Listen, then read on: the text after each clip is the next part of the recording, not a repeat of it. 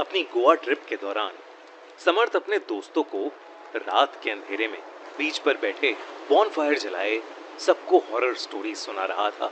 तब उसके एक दोस्त ने उसे एक चैलेंज दिया, गोवा के सबसे हॉन्टेड माने जाने वाले घर के अंदर अकेले जाकर उसकी फोटो खींचने का चैलेंज। गोवा का वो हॉन्टेड हाउस था दी मेलो हाउस। लोगों के मुताबिक उस घर में दो भाई रहते थे जिनके बीच नफरत इतनी बढ़ गई कि एक रात उनका झगड़ा कंट्रोल से बाहर निकल गया और एक भाई ने दूसरे को चाकू घुसाकर उसे मार डाला और उसकी बॉडी को घर की पिछली जमीन में एक पेड़ के नीचे गाड़ दिया। कहते हैं कुछ समय बाद दूसरे भाई की भी मौत हो गई। लोग मानते हैं कि जिस भाई की मौत उस घर में इतनी बेरहमी से हुई थी, उसकी भटकती हुई आत्मा ने ही अपने भाई से अपना भयानक बदला लिया था। कुछ लोग ये भी कहते हैं कि उन दोनों का झगड़ा कभी खत्म ही नहीं हुआ और उनकी आत्माएं अभी भी वहीं कैद हैं। पर 19 साल का समर्थ ये कहानी सुनकर और एक्साइटेड हो गया। उसने हंसते हुए अपने दोस्त का चैलेंज एक्सेप्ट तो कर लिया, लेकिन उसे बिल्कुल अंदाजा नहीं था कि वो एक ऐसी खौफनाक जगह पर जा रहा है जहां मौत उसका इंतजार कर रही है। समर्थ अपनी स्कूटी लेकर अकेला उस घर के रास्ते पर निकल गया। जैसे ही घर पास आने वाला था, उसे महसूस हुआ कि आसपास का माहौल धीरे धीरे बदल रहा है। हवा बेहद ठंडी हो रही है और पास का जंगल एक अजीब सी खामोशी से भर गया है। समर्थ को अजीब सी बेचैनी महसूस हो रही थी। कुछ देर बाद वो गोवा के सबसे हॉन्टेड घर के सामने खड़ा था, दी मेलो हाउस।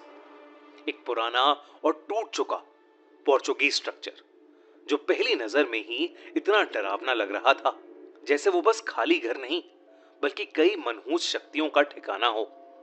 एक ऐसा घर जहां से मानो कई डरावनी आंखें समर्थ को देख रही हों। ऐसा लग रहा था कि वहां का वक्त कई साल पहले ही रुक गया था। घर के ऊपर एक झुकता हुआ पेड़ और भी ज्यादा डरावना लग रहा था, जिसके तने पर अजीब से खरोंचों के निशान थे, मानो किसी ने उसे नाखूनों से कुरेदा हो और उसकी जड़ें दीवार के अंदर घुसकर घर को तोड़ रही थीं।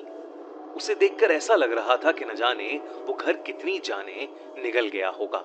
समर्थ धीरे से गेट क्रॉस करके घर के अंदर गया और उस मोमेंट पर उसने महसूस किया कि एक अजीब सा भारीपन उसके सीने पर बैठ गया है और उसे अब सांस लेने के लिए भी एफर्ट करना पड़ रहा है।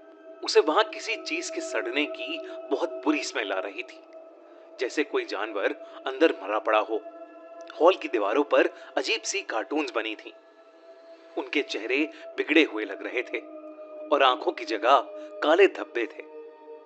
ऐसा लग रहा था कि घर के सारे कार्टून्स जैसे समर्थ को ही देख रहे हैं। समर्थ ने जैसे ही अपने मोबाइल का सेल्फी कैमरा ऑन किया, वो घबरा उठा। उसे कैमरे में दो परछाई बिल्कुल अपने पीछे दिखी, जैसे कोई उसके बिल्कुल पीछे खड़ा हो। उसने तुरंत मुड़कर देखा, लेकिन वहां कोई नहीं था। सिर्फ एक लंबा कॉरिडोर था जिसका अंत अंधेरे में खुल रहा था। तभी उसने एक जोर के गुर्राने की आवाज सुनी, फिर एक और भयानक चिल्लाने की आवाज आई और उसके तुरंत बाद एक दर्दनाक चीख और फिर अचानक दो आदमियों की आवाज सुनाई देने लगी जो एक दूसरे पर चिल्लाते हुए लड़ रहे थे। समर्थ को अपनी लाइफ में पहली बार रूह कपकपाने वाला डर लगा। उन झगड़ों की आवाजें सुनकर उसने सोचा कि शायद वो भाइयों वाली कहानी सच है। वो जल्दी से फोटो खींच के निकलना चाहता था, लेकिन उसका फोन जो अभी फुल्ली चार्ज था एकदम से बंद पड़ गया। ये देखकर समर्थ ने वहां से फौरन निकलने का सोचा, लेकिन जैसे ही वो घर की एग्जिट पर उस बड़े से पेड़ के पास पहुंचा, उसके पैर मानो जम से गए। उसने भागने की पूरी कोशिश की, लेकिन उसे ऐसा लग रहा था कि जैसे जमीन के अंदर से किसी ने उसे पकड़ लिया हो। उसने धीरे से नीचे देखा और उसका खून जम गया। नीचे एक कब्र जितना बड़ा गड्ढा था और वहां मिट्टी के अंदर आधा धंसा हुआ एक शरीर पड़ा था। वो किसी आदमी का शरीर था जो पूरी तरह सड़कर गल चुका था। समर्थ ने ध्यान से देखा तो वो चेहरा किसी और का नहीं बल्कि खुद समर्थ का था। ये देखकर समर्थ की सांसें मानो रुक सी गईं और उसके दिमाग ने उस बात को तुरंत मानने से इनकार कर दिया। लेकिन उसकी आंखें वहां से हट ही नहीं रही थीं। तभी उसे फिर से वही गुर्राने की आवाजें सुनाई देने लगी। उसने पीछे देखा तो इस बार दो आदमी आपस में लड़ रहे थे। उनकी पीठ समर्थ की तरफ थी, पर उनका पूरा शरीर सड़ चुका था। शरीर पर चाकू से बने घाव थे, जिसमें से खून बह रहा था। समर्थ काफी घबरा चुका था, क्योंकि उसे समझ आ गया था कि ये वही दो भाई हैं जो सालों पहले मर चुके थे। समर्थ ये सब देखकर इतना डर गया कि उसके हाथ से उसका फोन गिर पड़ा। तभी उन दोनों लोगों का ध्यान समर्थ पर गया। धीरे से उनकी गर्दन पूरी उल्टी घूम गई और वो दोनों समर्थ को गुस्से से देख रहे थे। समर्थ चाहकर भी वहां से हिल नहीं पा रहा था। उस गुप्त अंधेरे में दोनों भाई धीरे धीरे उसकी तरफ आ रहे थे। दोनों के चेहरे बेहद भयानक लग रहे थे। फूटा हुआ सर, टेढ़ी गर्दन, आंखें एकदम लाल, जैसे वो दोनों सालों से बहुत गुस्से में हों। दूसरी तरफ मिट्टी में गड़ी वो डेड बॉडी भी उठ खड़ी हुई। उसने समर्थ को मिट्टी में नीचे खींचना शुरू कर दिया। देखते ही देखते समर्थ का पूरा शरीर जमीन में धंसने लगा। समर्थ चिल्लाया और पूरी ताकत लगा दी, लेकिन उसकी सांस टूटने लगी और धीरे धीरे उसकी आंखों के सामने अंधेरा छाने लगा। जब समर्थ कई घंटों तक वापस नहीं आया तो उसके दोस्त टेंशन में आ गए। वो फौरन समर्थ को ढूंढते हुए निकले। जब वो डिमेलो के उस हॉन्टेड हाउस पर पहुंचे तो सुबह के 5:30 बज रहे थे।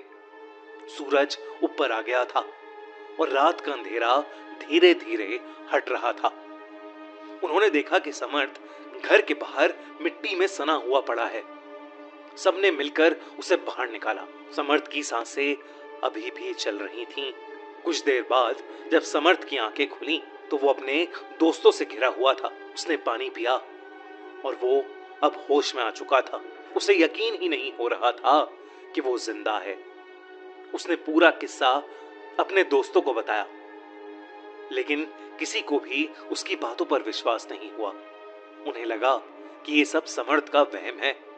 उस घर से निकलते समय जब समर्थ ने फाइनली पीछे मुड़कर देखा तो इस बार उसे क्लियरली दिखाई दिया कि उस घर की विंडो से वही दो भाई सीधे उसकी तरफ ही देख रहे हैं।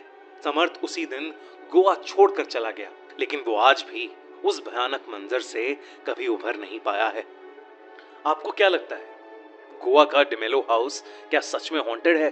अगर आप ऐसी कोई हॉन्टेड जगह के बारे में जानते हैं तो हमें कमेंट्स में जरूर